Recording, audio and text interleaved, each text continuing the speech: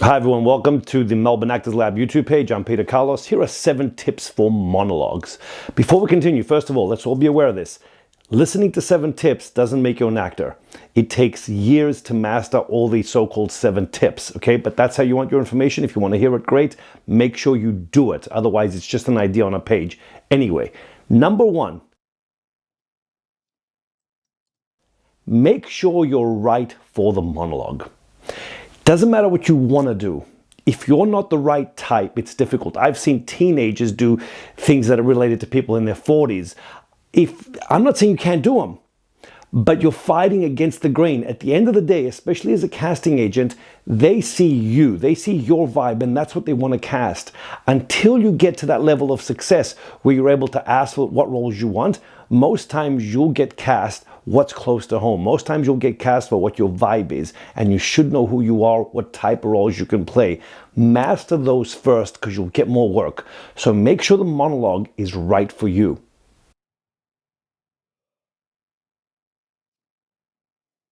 Monologue tip number 2, find something that's active. By active, we mean that the situation is happening right now. Instead of doing something where the character is reflecting on something like, my dog died, when I was 7, that's boring as shit. It really is. Have some sympathy for the poor casting agents. Where if you do a scene or a monologue where the dog is dying right now, or you're having an argument with a person right now, it's in the moment, it's what we call active. Then it's not a speech. You're not reflecting in the past. And you see this happening. People get into the scene, they're in the scene, and then they kind of slow down, and then I'm going to do my big monologue. And we kind of tune out. Whether it's theater, whether it's film, very, very hard to maintain. So find something that's active or it's taking place in the moment. Monologue tip number 3. What's the character doing? Stella Adler used to say, we all know what we'll be doing half an hour or an hour from now, but we don't know what we'll be saying. So most people, when they do a monologue, they sit in front of the camera like I'm now and they start talking. Boring. No. What's your character doing? Your character didn't come here to give a speech. Your character came here to clean the apartment, to clean the bedroom, to cook, to get ready for work, to come home from work. All these are activities. What's your character doing in the scene? And do the action as you talk. Don't just get caught up in just the words, because otherwise you're putting a lot of pressure on selling just the words. We want to find out what the character's doing. The activity might stop based on the situation. You might be, getting ready for work, and when you have a big moment, you really want the other person to hear it. So you might stop for that moment, but then you continue with the activity. Make sure you know what's the character doing during the monologue. Tip number 4, what happened just before you open your mouth? I always bust actors for this. You see actors get on stage and they start doing monologue and they kind of go from 0 to ta-da! No. What happened before your character opened their mouth? Did the other character say something? You need to hear it. You need to have it thought in before you go, hey, wait a minute, stop. I need to hear what they said before I say stop. Even the famous line with Bob saying, are you talking to me? Are you talking to me? He listens. Watch that clip again and again in Taxi Driver. He actually listens to the other person talking before he opens his mouth. 90% of actors that do that monologue start from 0, give me a little attitude, and then say, you're talking to me. I want you to hear what the person's saying. It's important. I want you to find out what's the trigger that made your character open their mouth. Without that trigger, you don't have the words. If I literally took that little moment out, there's no reason for the monologue. With it, you have the monologue. Without it, you just have words. So what's the trigger that gets your character to open their mouth? That's a big one. Monologue tip number 5. Who are you talking to?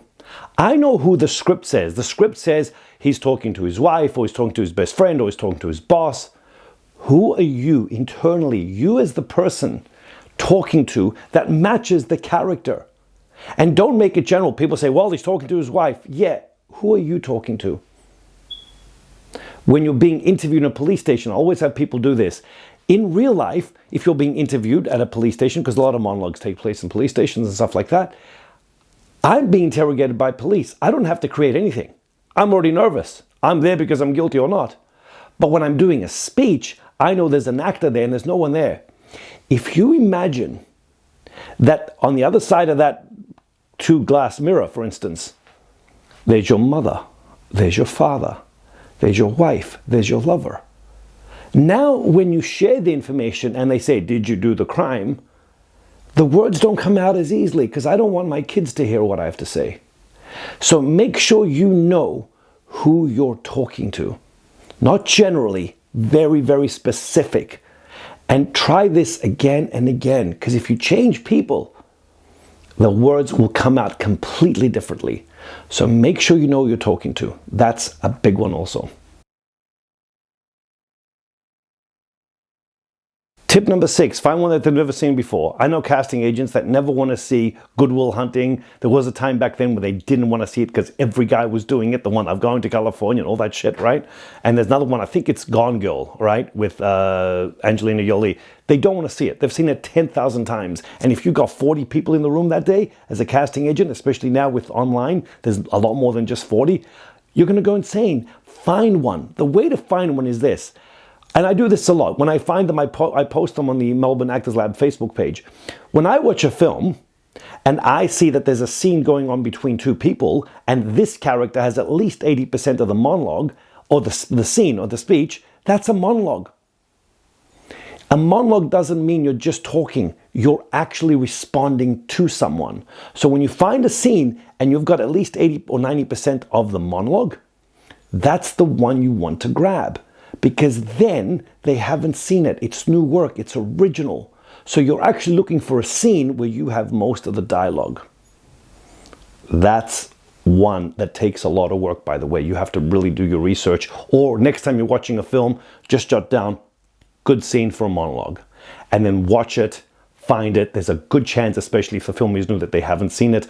Plays are also amazing to find one because they're written differently. So find a good scene where your character has most of the monologue. Tip number 7 is this. Don't build up to it. Usually people start the slow process and it takes about a minute or a minute and a half before they get to the pinnacle of the moment, of the monologue or the speech. The point is this, it's boring. The first minute and a half we see you and then you get there and we go, okay, great, there's another monologue. Start literally seconds before the major moment. Start seconds before the big conflict in the scene. Because then you've got my attention. And also what you're doing then as an actor is you're creating that moment, and after that, that's where all the gravy is. Most actors don't play that. They go like this, they have the big moment, and then they kind of look around, are we done? That's where everything is. What happens after the big moment? But you grab them, you got their attention when you start with just before the pinnacle of the moment. Also, don't forget, especially now, they look at a lot of stuff online. It's literally 2-3 seconds. Click, click, click, da-da-da, not boring, boring, boring. The old days, you had to come in the room. They gave you a bit more time because they had to wait for you. You know, now you don't have time.